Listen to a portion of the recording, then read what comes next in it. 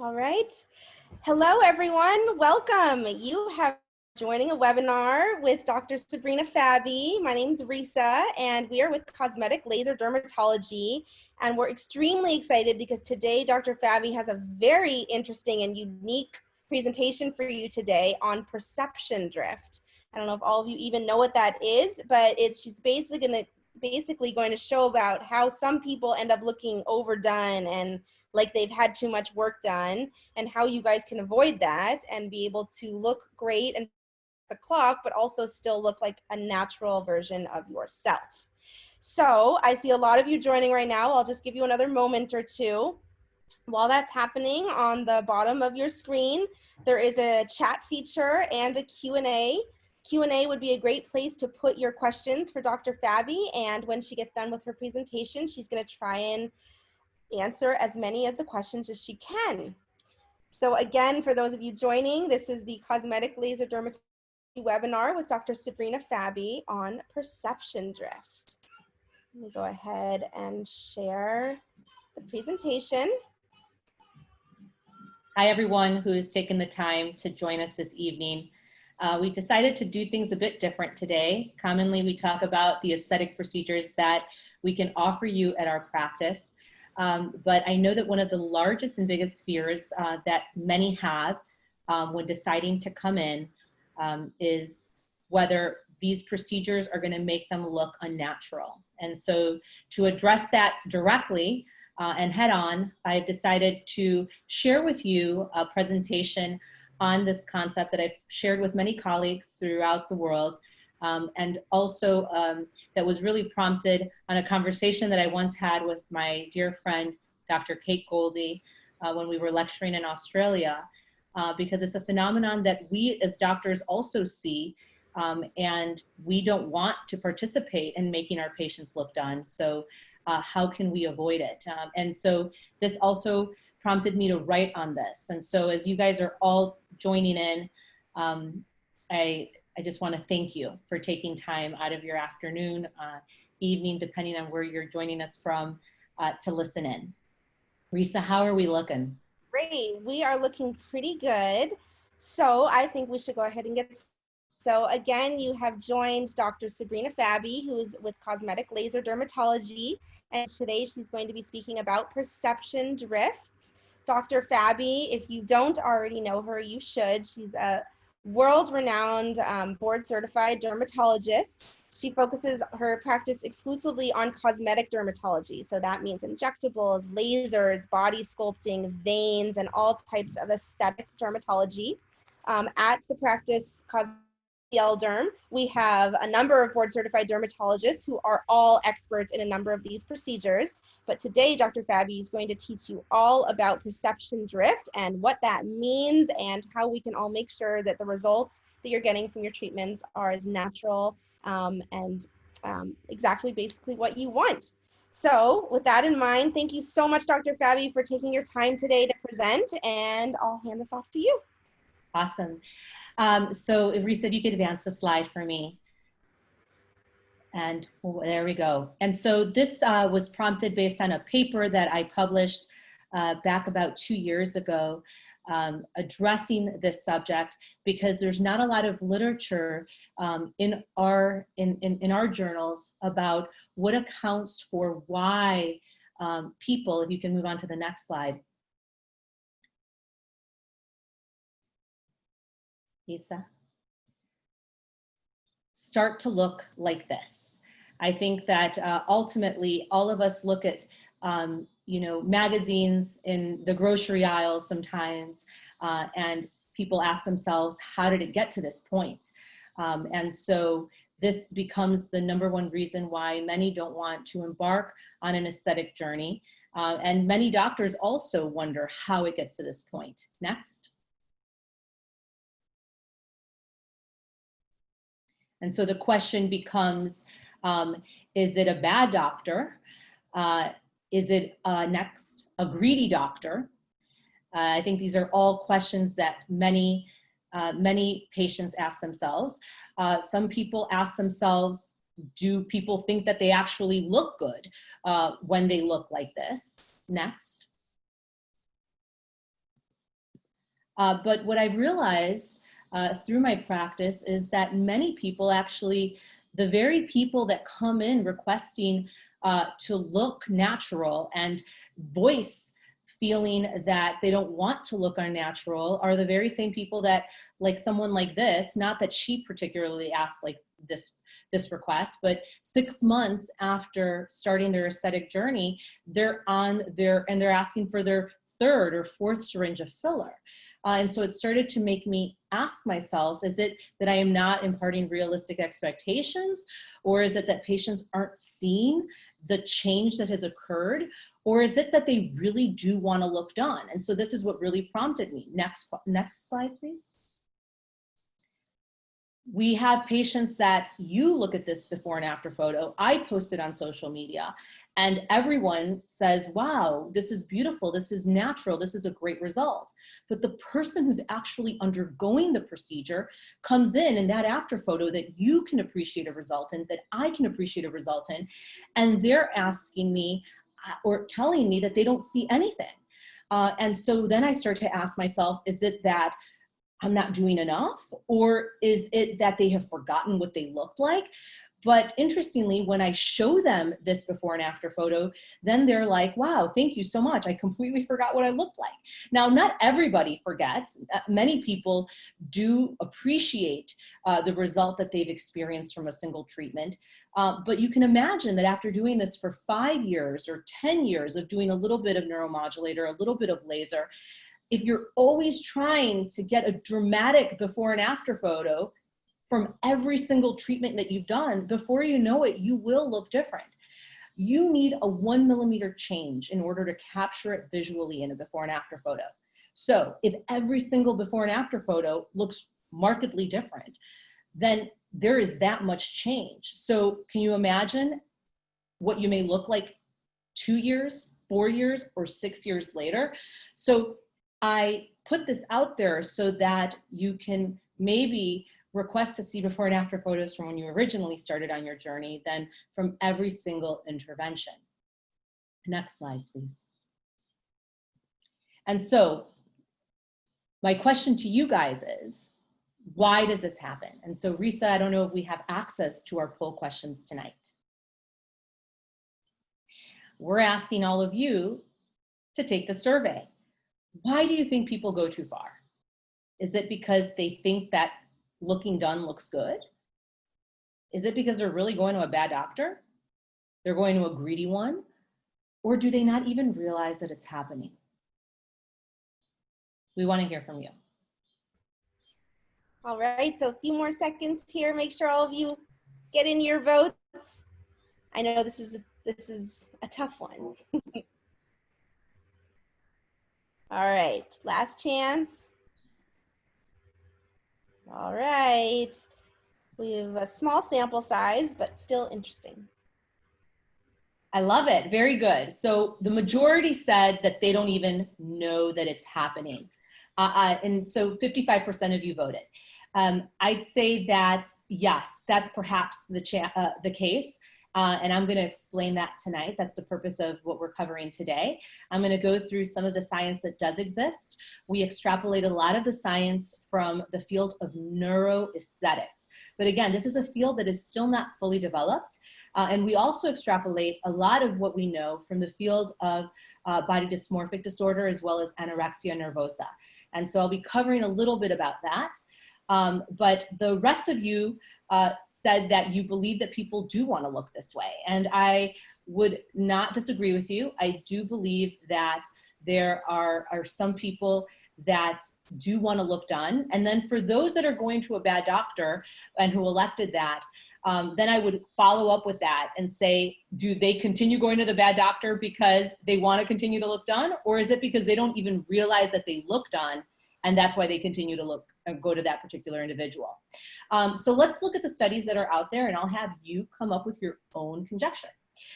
There's one study that was done by Pugich, and here what they found was that humans are inconsistent with their aesthetic preferences. And so to prove that, he took 8 images and gave it to raters in 4 sets and had them ranked their aesthetic preferences, and then 2 weeks later gave the same 4 sets of 8 images to the same raters and had them rank them again. And what they found was that raters were inconsistent with their aesthetic preferences just 2 weeks later, which is usually how long it takes for a neuromodulator to take effect, or for a filler to fully set in, or for a laser result to have its full effect. So it's interesting because this timeline correlates with many of the results of the procedures that we do set in.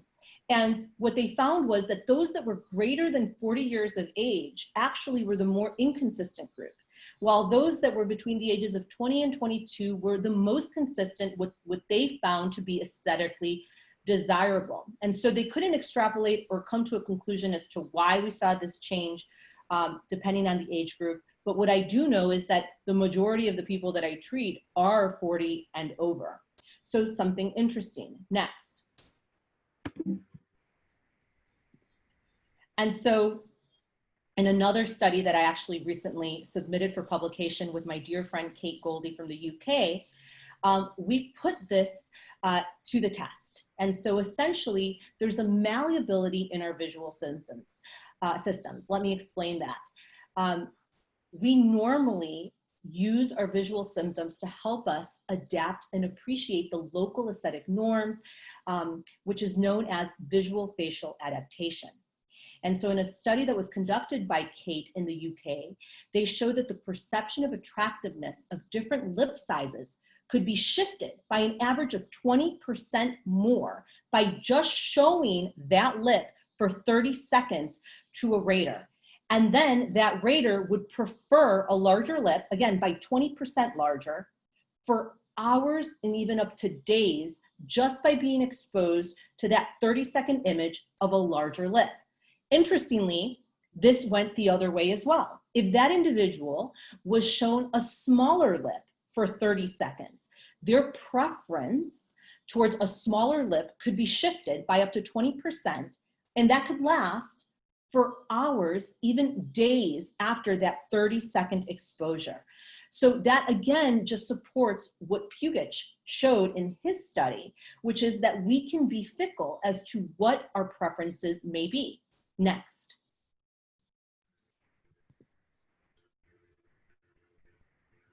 When you can, Risa, I don't see the next slide yet. And then couple this with a concept called Snapchat dysmorphia. And this was a study that was published in the Journal of Facial Plastic Surgery back in 2015. And here, add filtering softwares that we all have, not only in our phones and in our camera systems, but also with social media. And so now we can instantly edit our own photos, make our eyes bigger, which is not even anatomically possible to open up the orbital bone to what the app may allow you to do, as well as to smoothen out wrinkles or clean out and even out skin tone. And so in this study, what they found was that by doing these things, patients were coming in requesting procedures to improve their appearance based on selfies that were altered based on these apps.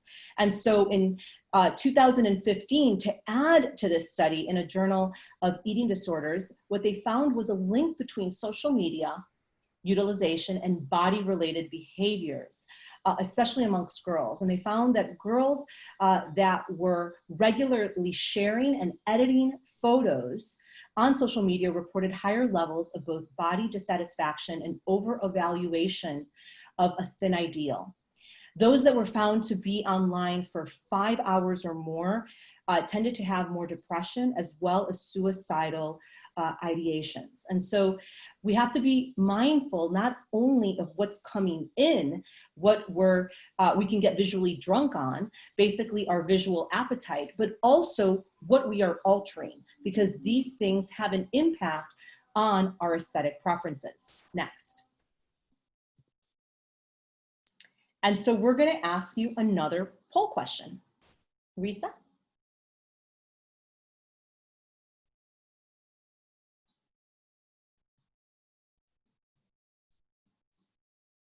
By viewing lips that are 20% larger for 20 seconds, actually it was 30 seconds, Your preference for a larger lip will last 1 second, 1 minute, 1 hour, or hours, 2 days. We want to hear from you. Hopefully you were paying attention to what I was saying, and if you can please vote. And then the second question on here is, being on social media for how many hours has been found to be associated with depression and thoughts of suicide? This one I'm anxious to see the answer myself. I'm sure you guys are too. So do you think that it's being on social media for 1 hour, 3 hours, or 5 hours or more? So a few more seconds here to vote. And Dr. Fabi is going to tell us the truth. All right, I'm going to close this down. Saw a couple of you change them at the end. Okay. So you guys are listening. So you're right, it's hours to days. 30 seconds of exposure to something 20% larger. And hey, this was just done on lips. It could be eyes. And the thing with eyes is that you can't change your orbital structure. You can't make this bone, bigger. Age will make it bigger for you, but we can't go in and break the bone to make your eye bigger. And so you can imagine that this could be for just about anything that we're seeing featured on social media platforms, whether it be breast size, butt size, waist size, arm size, you name it.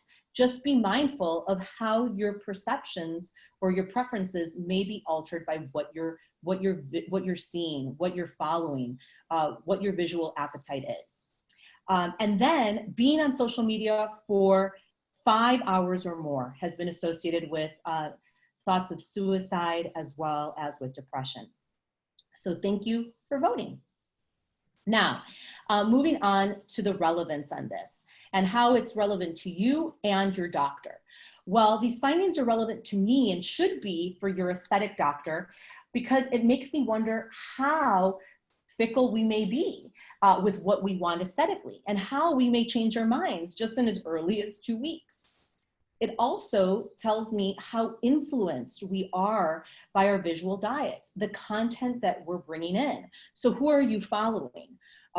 What are you looking at constantly? Because this is going to alter, it's been shown, what you are inclined to want to get done.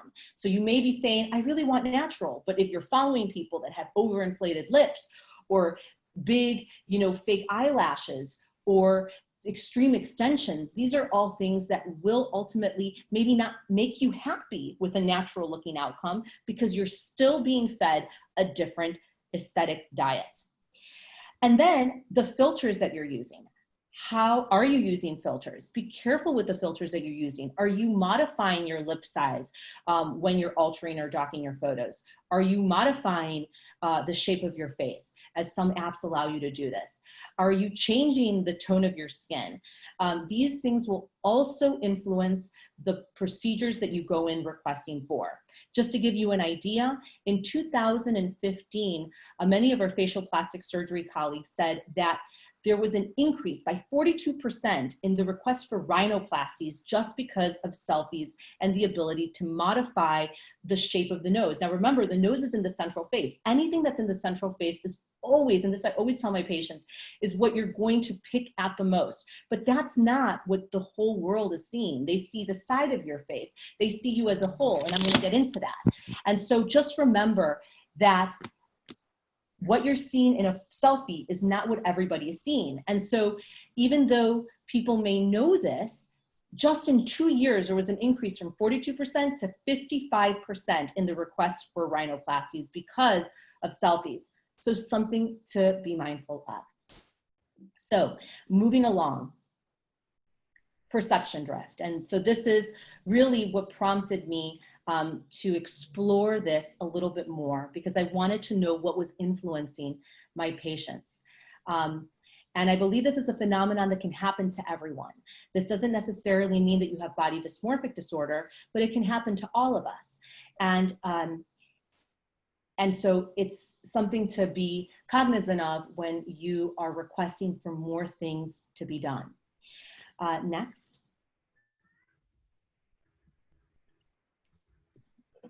And so body dysmorphic disorder, for those who are not doctors on the call or who don't necessarily or have not heard about it, is a psychological condition in which a patient is obsessed with a perceived or imaginary flaw in their appearance. And what we've learned from them is it's not what they look at as much as what they see when they look in the mirror. Next. And so what can we take away from body dysmorphic disorder that may apply to this drift that can happen to all of us in our perception? We know that patients with body dysmorphic disorder have an increase in local processing. And this is probably the part where I get the most scientific, and then I promise I'll stop. Local processing being the way that we recognize individual features. So let me put this into context for you. A lip line, so how you perceive that particular lip line, versus global processing being that particular lip line in the context of the whole face. And so what we know is that those that have body dysmorphic disorder have a little bit of an imbalance, and they're more focused on that individual feature versus the whole face or its relationship between all other features that it's in context with. Next.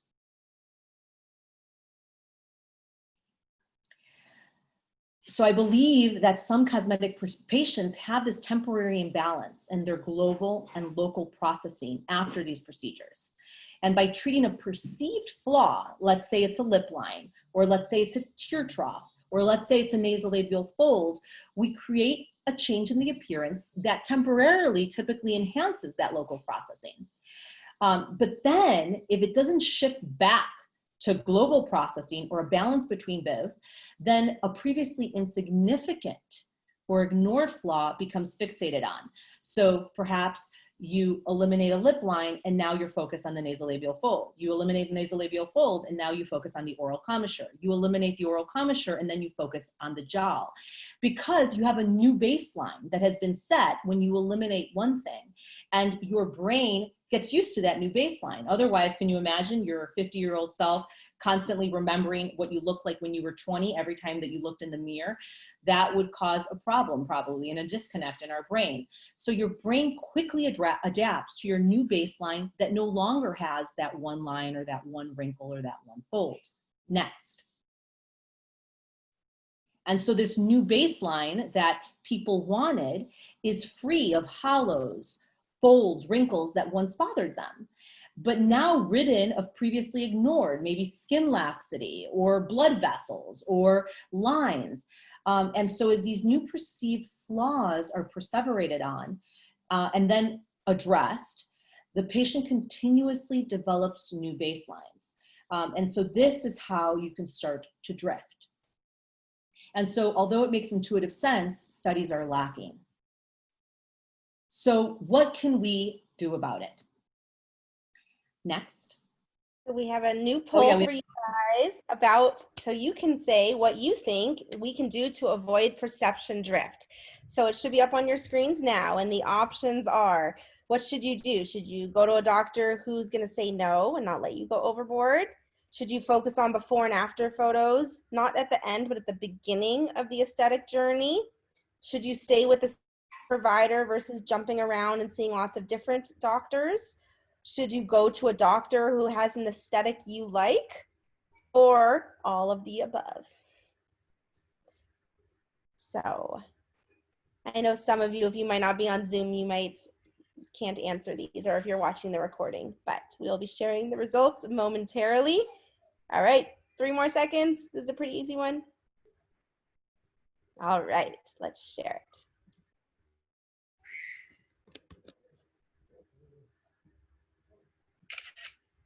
You're absolutely right. So it is, we're going to get into this. It is probably all of the above, and we'll talk about why. And so, and when we talk about why, I always like to use science to support why we're doing what we're doing. And so a lot of what we can take from is, again, the world that I told you about, the work that has been done in neuroaesthetics and in body dysmorphic disorder. In body dysmorphic disorder, they use a tool called visual retraining. And this is where patients that may not perceive a difference or are getting fixated with something, a doctor will have them look at that image and view the entire face or body, whatever might be the issue, and have them describe what bothers them in a non-judgmental way. Next. And so what I do with my patients is that, to avoid it in my practice, because I do prefer a more aesthetic appearance that's natural. And so what I do is I have my patients, and I always do these annual comparisons with the photo from when they originally began their journey with me. One, that helps me remember that they didn't have, or they always had maybe a dimple, or that they always had a little bit of a line, you know, something that we actually call a signature feature that came from one of my colleagues, Ava Shambam, that I'm on the GIST with. People have these signature features that you don't want to necessarily get rid of, because then you may change the overall attractiveness of their face. Think of Renee Zellweger, right? Those heavy hooded eyelids, that made her face. When she got rid of them, although not everyone loves a saggy lid, but when she got rid of them completely, it changed the shape of her face. It changed the way that she looks. She almost became unrecognizable. And so it's not only to remember people's signature features, how they look, so that I don't completely get rid of that, because we don't want people to all look the same, or at least I don't. And so it's a good practice to do this, not just look at the before and after photo from the last treatment to see what maybe something did, but how you looked from the very beginning. Because in the end, the people that look the most natural, in my practice at least, the people that look the best 10 years or 15 years down the road are the ones that are coming in and doing little things every 3 or 4 months, whether it's an IPL or a little neuromodulator or Clear and Brilliant or an L-therapy or their filler. It's not the person that doesn't do things and does a lot for 5 years and then doesn't come back. It's the person that's doing these little things. And those people aren't constantly evaluating their before and after photos from the last treatment, because they recognize that this is a marathon. It's not a sprint. And so I encourage you, whoever you decide to go to have them show you before and after photos of people years later after interventions in that person's hands, not just from a single before and after photo a month later. Next. I also always remind my patients, many who are on this call, is that the evil of good is perfection. You have heard this from me if you are my patient. And the reason that I tell you this is because, again, I let science and data guide what I'm doing too.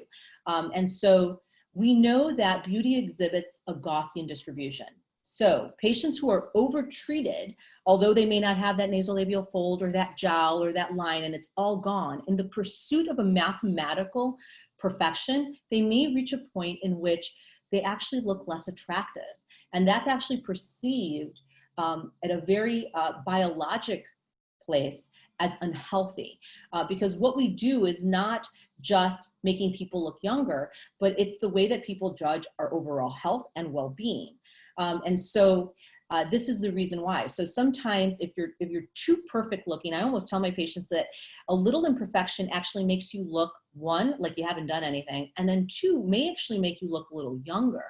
When you're too perfect, and we've seen all of these people before, they actually may have may be flawless, but they look a little older. Next. What else can you do about it? It's important for you to trust your doctor. And so there are large studies that have been done globally, where in one study by one of the aesthetic companies, they rated the #1 reason people choose someone eventually or land with the doctor that they have. And 80% of the time it was because they trusted them. So go with your gut. If you trust that person, then that might be a good fit for you. And once you've chosen that person, stick with them, because everybody is a bit different. And so you got to look at not just whether you trust them, but their aesthetic eye. Look at their before and after photos and see if they're in alignment with what your aesthetic may be. If they do big lips and you're looking for very natural outcomes, then maybe that's not a good fit. Just like friends, not everybody is meant to be your best friend. Just like artists, not everybody likes Picasso. Some of us might like Van Gogh. And so choose someone whose aesthetic you like, and if you trust them, stick with them. And a good measure as to whether they might be trustworthy is if they say no to you. I think that those are some things that may help. I think the people that sometimes end up regretting some of their decisions are the people that hopped around. Maybe because they were at a party and people were doing neuromodulators or fillers, and they felt a bit peer pressured. Or maybe because they were out of town and they were having a moment where they weren't feeling good because they were on social media looking at too large of lips, because we know that that's going to impact your aesthetic preference for hours or days. And so if you make a decision based on impulse like that, and you hop around to a doctor, or you're walking through the mall and someone's offering a discount, those are sometimes decisions that end up being regretted. So, this is your face. You only have one face. So be patient with it.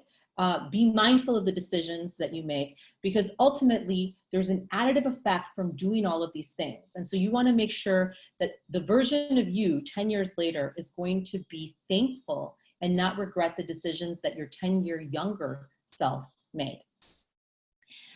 Next.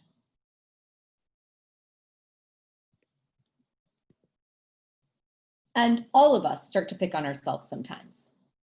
And if you are picking on yourself, drop your phone, stop looking at social media, stop picking the 40x mirror. Nobody can see you at 40x. And redirect your attention to the things that you like about yourself. Because ultimately, many of the reasons why we do these things is not just to look better, but we know that a lot of the things that we do make us feel better. There are more and more studies showing that aesthetic procedures have an impact on our mind and our mood. And so sometimes we reach to do an aesthetic procedure, not because we're bothered by our tear trough, but because we want to feel better. And rightfully so, these things will make you feel better. But if you are making that decision because you are in a bad place or you're depressed, it's probably not going to be the right reason to do something. And so getting yourself in a better state of mind before electing to do a procedure that you're going to have to live with the decision with for quite a long time, I think is very important. Next. And going back to the science that I've shared with you, control your visual diet. Look at who you're following. Look at what they look like, because at a very subconscious level, it's impacting what your preferences are. Minimize the use of filters or apps that distort your features that are not anatomically possible to recreate, because we're doctors, we're not God. And don't make aesthetic decisions after perseverating on social media or altering your face on an app. And then lastly, I leave you with something that I recently actually published on as well, which is provider perception drift. And so I say that perhaps look at the doctor that you're going to as well, because you have to think about what they find to be attractive. And what they find to be attractive is probably going to show on their face. And so if they look natural, most likely you'll end up looking natural. But ultimately, they're being influenced also by their visual diet and the people that are coming into their office. And so that they're constantly being bombarded by people with enormous lips or fake looking proportions, then it's going to affect them, and that will ultimately have an impact on you. This is something that I'm presently working on with Dr. Stephen Dion and Dr. Kate Goldie. But it's something that, is also real. And so if you look at the person that you're working with, that might be another clue. Next. And so, next. And then I leave you with, for those who may or may not know, I'm a co-host of a show called The Gist. And we've covered this on The Gist as well. And it's a YouTube show that is out there, and you see the website at the bottom for all of you guys who may be interested in learning more from board certified dermatologists, not from, just someone who's trending on Instagram, but with people that have had over 12 years of medical education and training. We offer all kinds of information on all kinds of subjects, whether it's skin, wrinkles, and even perception drift. And so if you're interested, definitely subscribe. It's free to subscribe. And you will get more information, more credible information on what you can do and what's out there, so that you can ask your dermatologist on what treatment might be right for you. Next.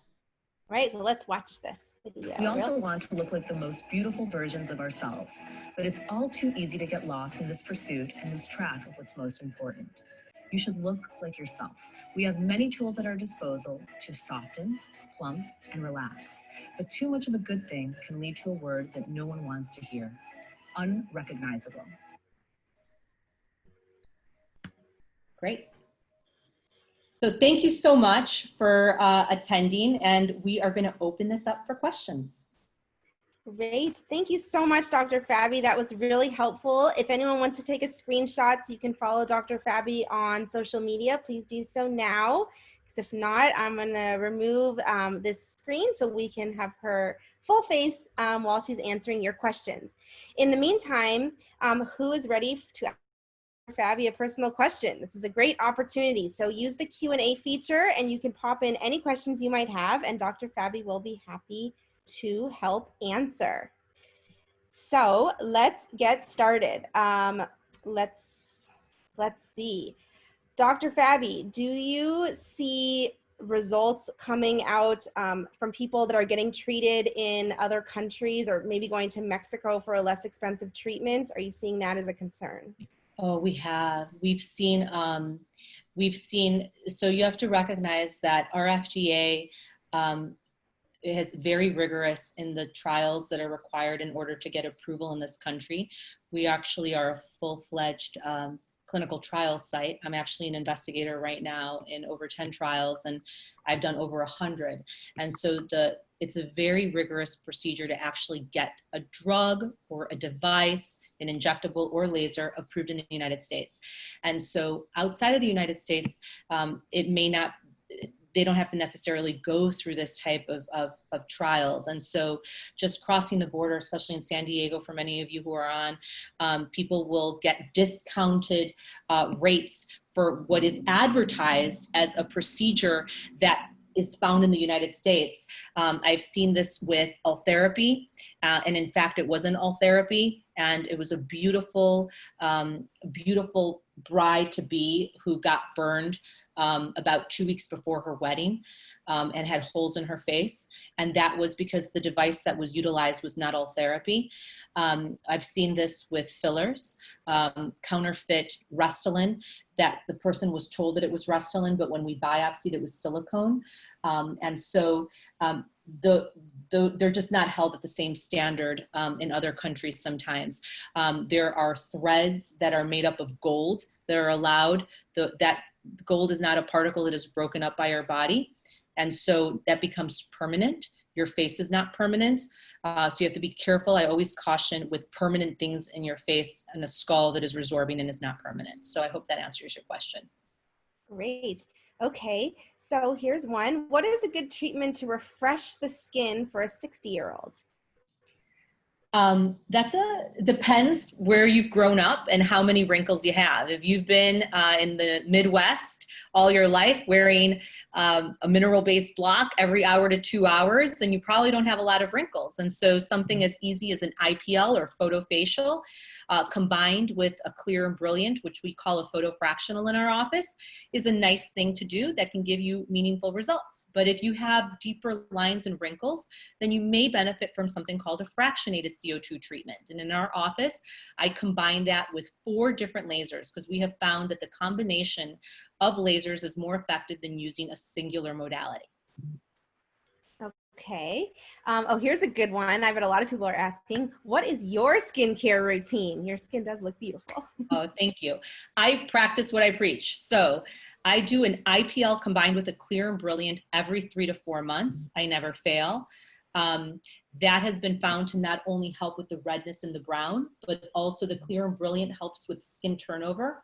As we go into our 30s and 40s, our skin no longer is turning over as quickly as it did in our 20s or teens. And this just continues to slow down as we enter every decade beyond that. So the Clear and Brilliant will help with that skin turnover. So you have an improvement in skin tone, but also an improvement in the overall texture of the skin. I have done a fractionated CO2 every 4 years. And that is like a reboot for the skin, because I once had bad cystic acne and had scars, but today you can't even tell. I'm more confident in the skin that I'm in today than I was when I was 26. So these procedures make a difference. I do all therapy every year. I do a lot, guys, so this is a long list here. I need all the help I can get. I do all therapy every year because we're losing collagen, 1%. And so again, with all therapy, I'm not looking for a dramatic result because I don't have a bunch of jowling, but I know that it's kept me tighter and tauter, and it doesn't make me have to rely on a lot of fillers to keep my face lifted. And then I do fillers once a year. Great. Okay, so here's another one. Do you think the doctors who have allowed people to look like that Catwoman are unethical? So this is where I bring in the aesthetic provider bias. And I ask you, is it possible that I always try to ask with curiosity before I just judge people. Is it possible that those doctors don't even realize that looks unnatural? Are they seeing people that look like that so regularly that they have drifted in what they perceive to be natural or unnatural? I mean, many of us have seen unnatural looking doctors.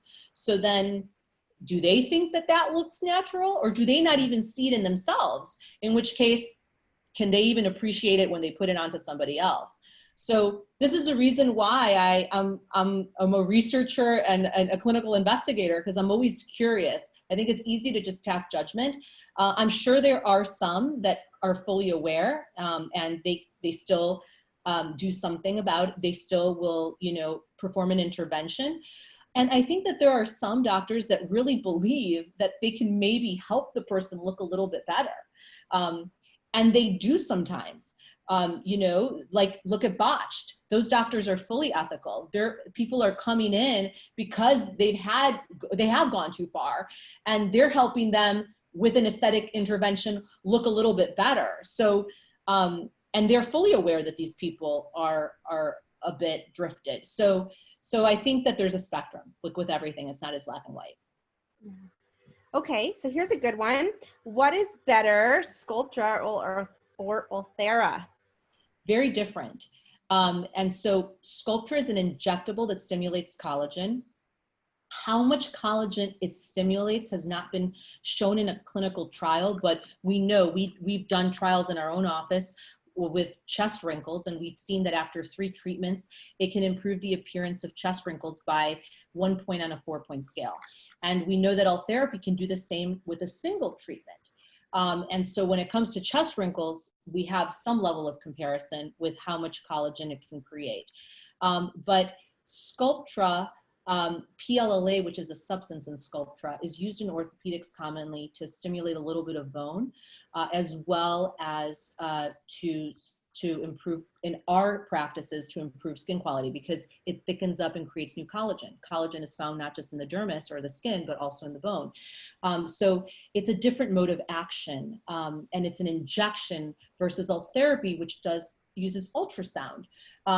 So for those who are scared of injections or feel uncomfortable with something being injected on them, you can also do all therapy. I personally like to combine both because I believe that there's a synergistic effect if you do both, an injectable and a device. And I've had both of them done. So hope that helps. And that person just added a second comment. They said, I'm 59. I just had a lower facelift with the very respected Dr. Diane. Love him. Oh, he's lovely. And he actually did the trial on people that had undergone facelifts with Ultherapy, and they used Ultherapy later to maintain the result. And I've actually seen it anecdotally where I almost think that sometimes people that have had facelifts do even better with Ultherapy to maintain your results, because of course we all continue to age, unfortunately. That's interesting. All right, well, that leads into this next question. How does one know when they need a facelift versus they could get away with the non-invasive procedures? It really comes down to your expectation. So it's so different for everyone.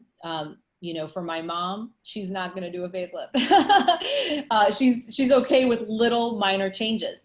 So I think that this is more a question for yourself. What will I be happy with? I think that that's the question you have to ask yourself. And so going to, and you can consult with both. Consult with your, you know, whoever you see for your injections, and see what kind of before and after photos they can show you for what they're recommending. And then consult with a facial plastic surgeon if you're opting for a facelift, and see what kind of before and after photos they can show you. And then you can kind of, you know, then maybe dial in and see what kind of result you'll be happy with. Just remember though, even with the facelift, the result's not forever. So you're gonna still have to see people like me. All right. Hi, Dr. Fabi. What is your opinion on threading lip and cheek lifts that seem to be very popular right now? So I personally like the Silhouette Soft threads. There are different threads on the market. I like these threads and have been using them for 6 years. I think they're excellent for the face. It's a bit heavier. In that there's a fair amount of tissue, not too much. If it's too fat, it's probably not going to be able to be lifted fully, but that's a little bit heavier. They have good bone, but things are kind of sagging. If you've got too thin of skin or you don't have a lot of fat, I don't think that it's the best treatment. But if you have more volume and you have decent bone, you just need to reposition it a bit. I think that it's excellent. My patients have been really satisfied, and I retrospectively looked at all my patients who had thread lifts, and it was one of the highest satisfaction procedures that they experienced with me. And I would say that results last about 2 years. I haven't had to repeat it on many people for 2 to 3 years. Got it. And Dr. Fabi has some great videos of her doing thread lifts on social media if anyone wants to look. I know it's definitely a popular treatment. It's one of our most popular videos on social. Okay, here's a good one. What is a good treatment for droopy jowls? I'm 47, really thin overall, don't have wrinkles. It's just my jowls with dimples. I do Clear and Brilliant every 2 months, but still have jowls. So Clear and Brilliant is very superficial, only going about 600 microns deep, so it's not going to pick up a jowl. The reason we have jowls is because we're losing, to a degree, bone along our mandible, our jawline. That's part one. And then we have muscle, our platysma muscle, our neck muscle, that is contracting on bone that's no longer there. So that's pulling on the skin, creating and adding to the appearance of a jowl. And then we have our skin that's no longer recoiling back like it used to, like a rubber band that's no longer as elastic. And so it's three elements that are contributing to this. So I think the best thing is to see you know, a doctor so that they can evaluate you to determine which one is contributing, if not all three, and then they can create a plan to address the cause of the issue. Okay, so I guess leading into that, someone else said, what is the downtime for IPL and Clear and Brilliant? I typically do it and go back to work the next day. So it depends. You will be red and mildly swollen for at least red for 2 days, mildly swollen for about 3 days. But it's not something where you're so swollen, at least myself, that I don't go to work the next day. I do go to work the next day. You're not bloody or crusty. Your skin feels a little bit like sandpaper. But otherwise, I put makeup on and just go about my day. People think that maybe I had too much salt the night before. Yeah, and a lot of times in the office, some of the doctors, we call it a lunchtime laser procedure too, because it really can go right back.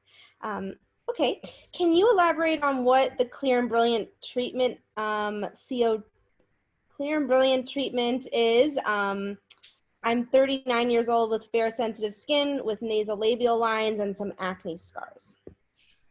Okay, so the Clear and Brilliant is a great laser to just address the signs of aging. It's almost like a great maintenance procedure to maintain, to keep up. Where if you actually are trying to reverse something, like an acne scar, then you may need something that's a little more powered in the same spectrum, in the same family of lasers, but just a little bit more powered, like a Fraxel Restore or even a Fraxel Repair. That will stimulate even more collagen production by delivering more heat, but it will give you more downtime. But these are all in the family of what we call non-ablative fractionated lasers. And so they work by delivering little micro channels of heat into the second layer of your skin to trick your body to create new collagen and replace the collagen, the abnormal collagen in your acne scars. So that's a possibility. I think it would just depend on your skin type, and you just need to be evaluated for that. Okay, great. So we have time for a few more questions. If we don't get to any, I just want to remind you all before you sign off that Dr. Fabi is, of course, available for in-person or virtual consultations. And of course, when she can see you pictures ahead of time and see you live, she'll be able to give great personal recommendations. Yeah. So here's another one. What type of procedures are best for sagging eyelids and marionette lines?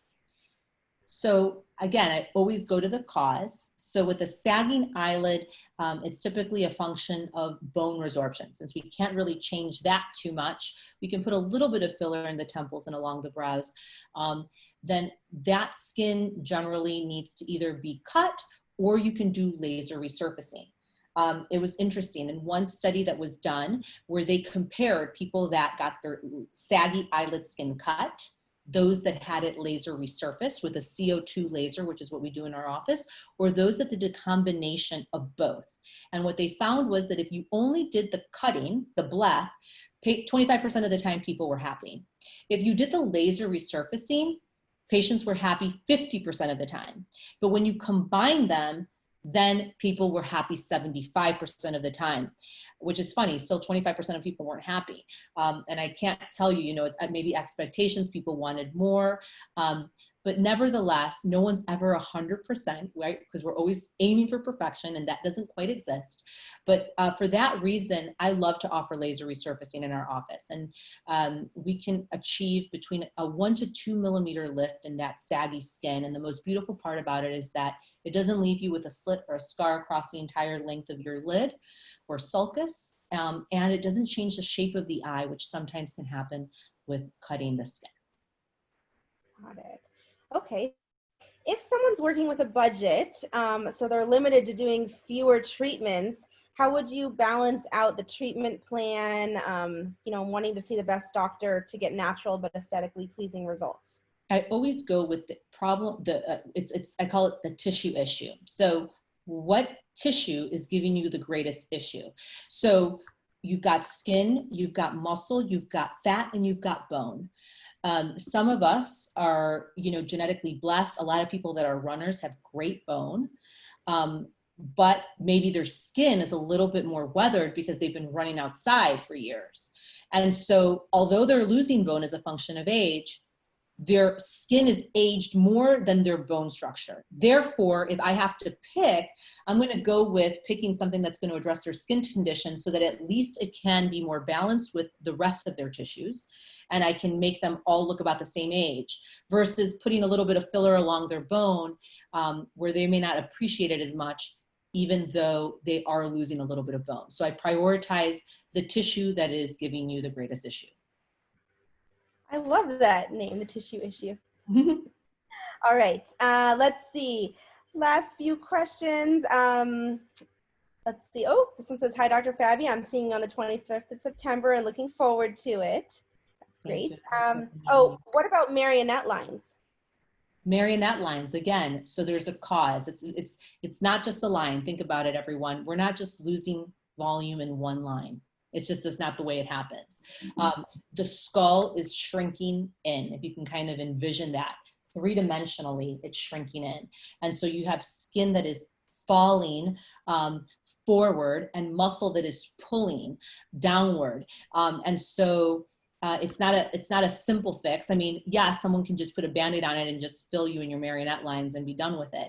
But if you don't address the cause of the issue and you keep just putting a Band-Aid over it, that's another easy way to start drifting and looking done, because you're bothered by what you're seeing in a mirror, but you're not addressing the cause. You're just addressing the effect. So if someone offers you a more comprehensive plan, it's not maybe because they're trying to sell you on something, it's because they're trying to address the bigger cause of the issue. So in the marionette line, it's things collapsing from the cheek, from the bone of your lower face, and muscles pulling downward. Okay. So let's see. Do you have concern with a lot of the under eye fat in people using Latisse correctly on the upper lid only? Or do you have concerns with the loss of under eye fat in people using Latisse? We actually published on that. So thank you for asking that question. We looked retrospectively in our practice of patients that had been prescribed Latisse over a 5-year period, looked at their photos, and we did not see that side effect.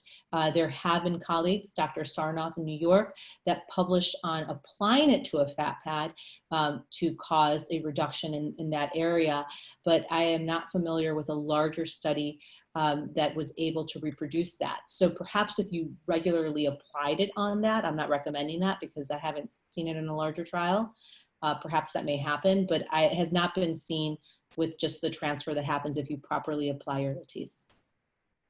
Okay, great. Let's see, I think I can fit in maybe 1 or 2 more questions. So I have sun damage and white spots that I know will not change, although I'm hoping there's some sort of treatment that can reduce the appearance. They're on my décolletage. Of course, I know staying out of the sun and sunscreen are important. Commonly, when you start to have pigment drop that happens from chronic sun damage, what I have seen works the best is a combination of an IPL with a non-ablative fractionated laser to blend the skin in a bit. Got it. Okay. How do you feel about microcurrent? I personally don't know of any large trials to support that it does much, so I can't really comment on that. Okay.